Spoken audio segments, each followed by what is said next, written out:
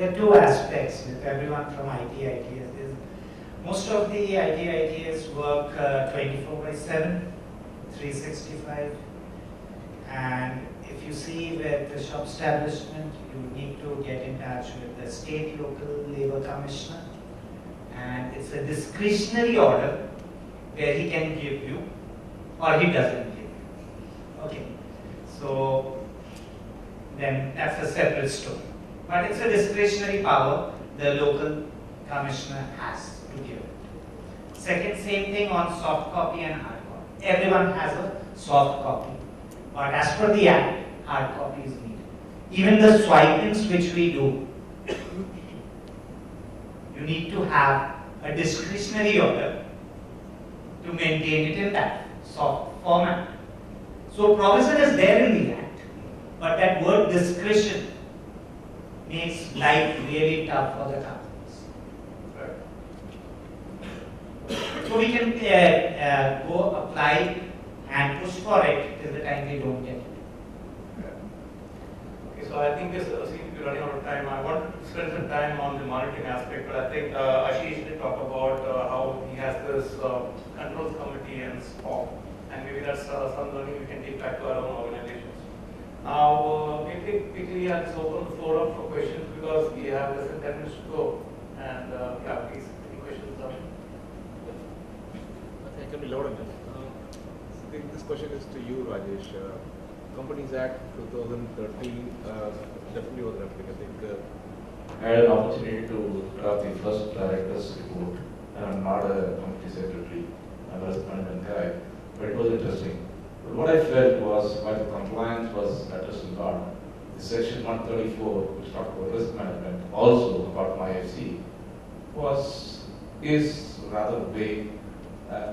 Is it going to be remanded that way? Is it more like a tick of the box, or do you see that emerging with more rules and amendments coming around that as well in India? Sure. Now again, we need to look at it from two angles. One is the MNC perspective and the Indian promoters perspective. Most of the MNCs have this management framework which has been given for the global and which they have to follow on a quarterly basis. So from that perspective, they would be seen as compliant. Indian promoter angle is that I know my business. Who are you to teach me risk? So we have a challenge there, and so most companies, what we do is we say at least documentation wise, okay, the promoter knows everything, but at least create a risk policy. So at least, if not in substance, in form, you're compliant. So this is what but you have a valid point because IFC has seen a lot of traction. Legal compliance is seeing a lot of traction.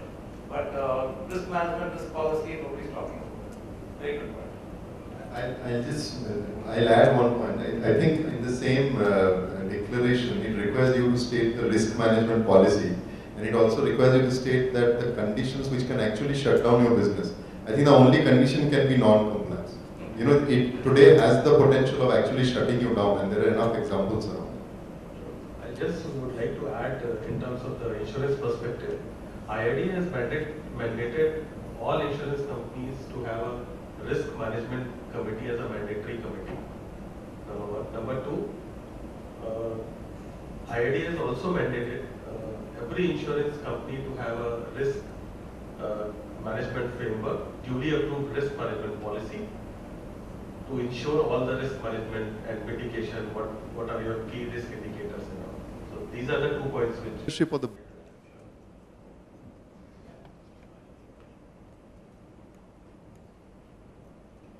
Ask a question to Ashish from an insurance perspective. So, in international market, if companies can demonstrate that they have good risk in India, which we are trying to have, or is that something not a focus from a commercial sense? Nowadays, I think from the general insurance perspective, this is now coming up. So it will take some time to get maturity as far as foreign insurance regime is concerned. But to answer your question, yeah, this is it's picking up, not as mature, but yeah, some talks have been started and they are now working on this. I think that would make sense for a company, but obviously it would require you to have direct engagement with the company that you are insuring.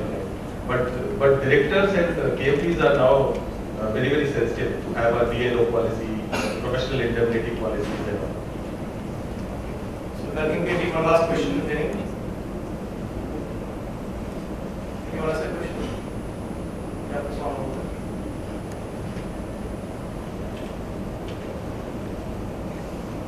Sir, from a regulatory perspective, what do you see would be the next phase of regulation? Means what would be the key trends in the next 5 years that will bring about a change in the litigation, in the legal process? Like for example, Companies Act 2013 was a fallout of some incident. So what do you see the next trend in lawmaking in the next 5 years? I think very soon, I think March 31 is when the Finance Ministry is talking about bringing it on board. The Insolvency and the Bankruptcy Act is actually going on the floor. That's a very different legislation than what we have seen so far. It actually allows you it moves you from a debtor in possession regime to a creditor in control regime. Right, so any cases of a person actually having a debt of 1 lakh or more has the right to trigger the insolvency proceedings against a corporate, however big. And there is a NCLT or tribunal process being set up, and there's an entire new career now coming up in the form of the insolvency expert. I think there's a particular name. I think cost accountants, company secretaries, and chartered accountants can all apply for that. And they will work with the management. And the interesting thing is, after a 180 to 270 day moratorium, the board loses all power. The insolvency professional takes over the functioning of the corporate. And the earlier insolvency laws, the Sick Industries Act and the various other acts, they never actually clarified, or there were contradictions as to who needs to be settled first. The Insolvency Act is very clear. The first guy settled is the wage earner, the walkman. He is the first person whose debts you have to settle. After one more layer, there's the other employee dues. The government dues come absolutely in the end before the equity shareholders and the preference shareholders. And this is a big move from what we have seen so far, that first the government used to secure their dues. So, that's one of the big legislations which I think is going to change a lot of the way that we deal. We have all to prepare, not only from our perspective where we have tricky debts from clients, where clients are manipulative. That's one tool. It will also get a little misused from a lot of vendors with whom you may have service issues. So I think it's important to understand the dynamics of it. GST has been significantly spoken about, so I won't get into it. It's too big and it's too large. Today morning I read that with the UP victory, what now the BJP government is contemplating is relooking at completely transforming the labor acts. There are almost 40 or 50 labor acts on the floor in the country today. Many of them we may have never even heard about. They're talking of 4 distinct codes now by converging all the labor acts. It's at a very preliminary stage, but I think that's going to be the next big one over the next 2 years. Just to add one point, in times to come, government is going on a path of zero tolerance on non-compliance. The best example you can consider the Companies Act, wherein there is a provision of class action suits also. Just for IT/ITES sector, I would say we would need to see some stronger legislations coming on data privacy, cyber security, cookies law. It's all there in the segment, but we will see their entry happening more on equality and maybe on Prevention of Corruption Act, private entities also coming. So 5 years, there's going to be lots of things happening. So thank you so much, Ashish, Avi, and Sonal. It was a very interesting discussion. And we don't have much time to take this further. So big thank you, and thank you the audience for patience with me.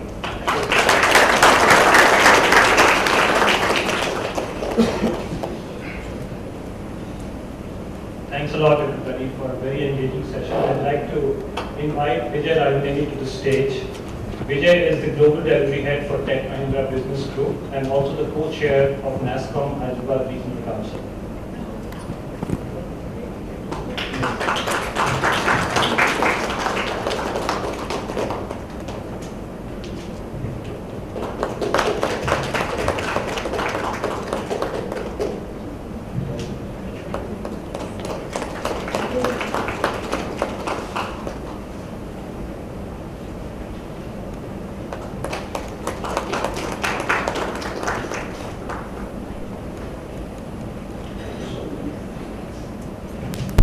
Vikrant, can we have you on stage now to introduce the next session?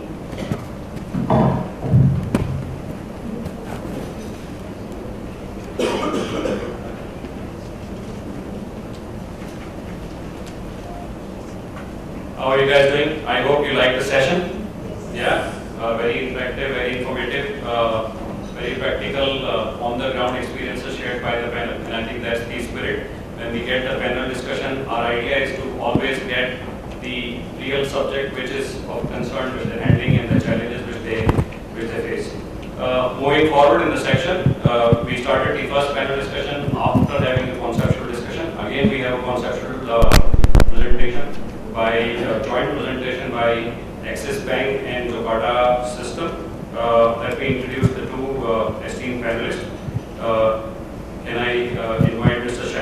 Shailesh Verma from Axis Bank? He is the Senior Vice President and Head Financial Crime Department. Welcome, Shailesh. He is associated with the banking industry for more than 2 decades now. Currently heads the Financial Crime Department at Axis Bank. Takes care of financial crime prevention, AML, forensic investigation, and regulatory practice of the bank. He has been with Axis Bank for 9 years. Out of the two decades of experience, he's worked with StanC and ANZ also in the past. Axis Bank currently is at the threshold of adopting new technologies and has already made big strides in adopting artificial intelligence, even in the AML space, anti-money laundering space. Shailesh is the current chairperson of IPRC, which stands for Payment Risk Council of India, an interbank initiative to fight fraud across the payment industry in India. So, welcome. Thank you for making time from Bombay and coming and joining this session. Please ask. Oh, you'll have to make